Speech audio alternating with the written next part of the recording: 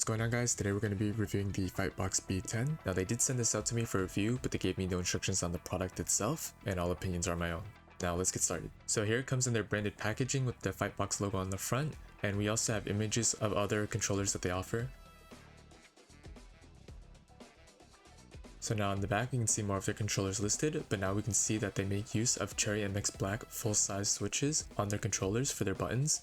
And we can also see what PCBs they use, with the option of a generic PCB that works on the PC, Switch, and the PS3, or the option for high-quality Brook products, which are used in many different controllers, with the option of PlayStation support or Xbox console support. So now let's actually have a look inside to see what we get in our package.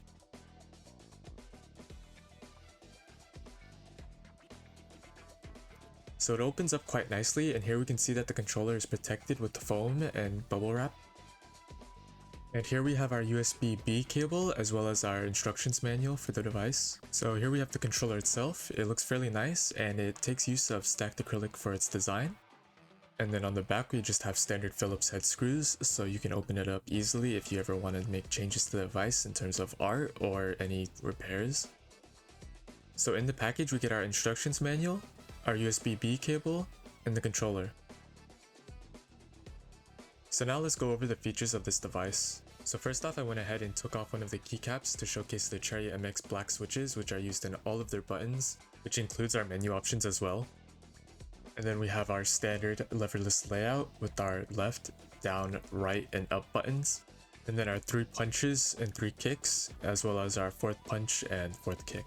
And now our 3 additional buttons with the R3, L3, and select. Now this button and these 3 buttons up here change between the PC and PlayStation version PCBs. So on the PC version, this one is select, and then we have our home, mode, and start button. So on the PlayStation version, this one would be the touchpad, and then we have our home, option, and share. And on both the PC and PlayStation version, this top right button is our turbo button.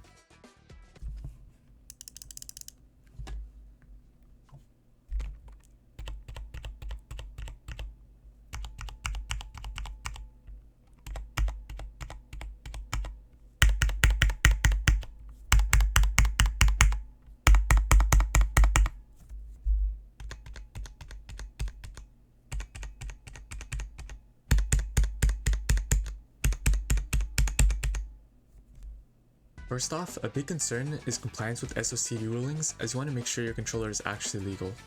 FightBox products use high quality Brook encoders inside of their devices, so you can always get the latest Brook updates on their products without a problem.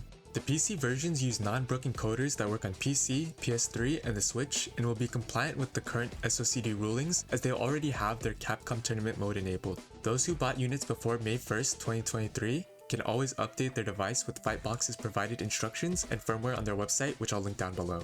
To cycle through the SOCD settings for the products with Brook boards, you'll want to go ahead and go to the Brook website to download the latest firmware for your given device, and you can go ahead and make your changes there. For the PC products, you'll want to press your mode and start button at the same time, then press down to swap to left, right, neutral, and up, down, neutral, and vice versa for those inputs.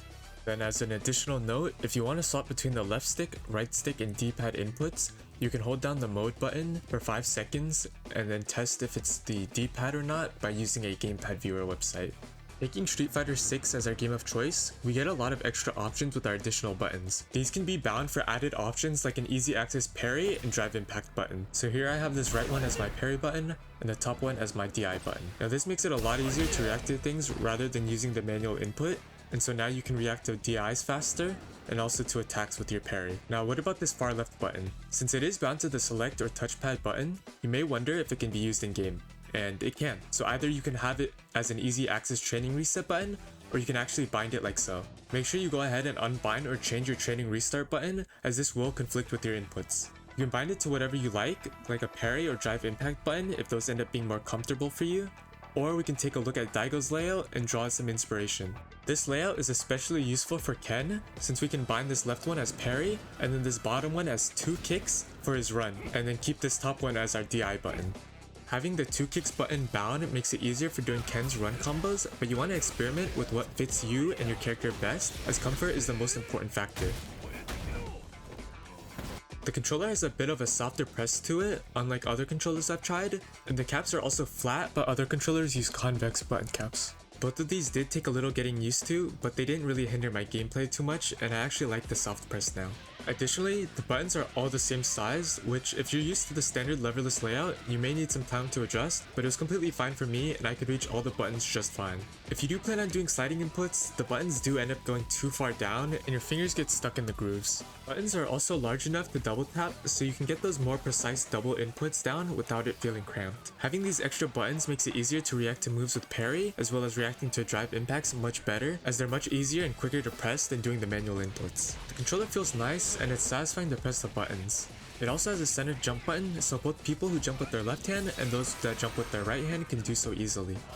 Now, when I was playing Tekken, the easy leverless input for Korean backdash is something like this. And when I did the input while I was playing with a friend, the entire cap and key switch came off from my down button, so they're not seated properly to the board. I tried recreating the issue by constantly repeating the input, as well as constantly double tapping over the buttons, but the key switch never came out again. But I have had multiple instances after of the keycaps popping off. I think this primarily happens when you do inputs in quick succession, like rolled inputs or double tapping, which causes the buttons to dislodge. All of their products can be found on the FightBox Arcade website, and here they have a bunch of different options. They have the B models like the one I have, but they also feature a vast catalog of options that use high quality Sanwa parts and high quality metal enclosures that I think you'll like much better as they're made with arcade parts.